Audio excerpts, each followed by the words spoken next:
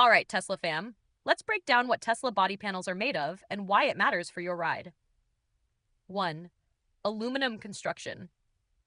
Most Tesla body panels, especially on the Model S and Model X, are made from lightweight aluminum. This helps improve energy efficiency by reducing the overall weight of the car. 2. Steel components. Tesla also uses high-strength steel in specific areas of the car, like the frame, to provide extra durability and safety in case of a collision. 3. Composite materials.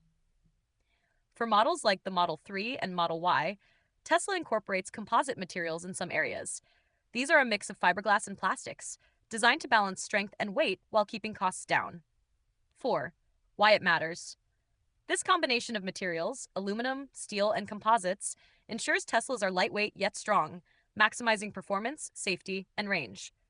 Plus, it contributes to that sleek, futuristic design. And be sure to check out the link in the description to find out ways to upgrade your ride even further.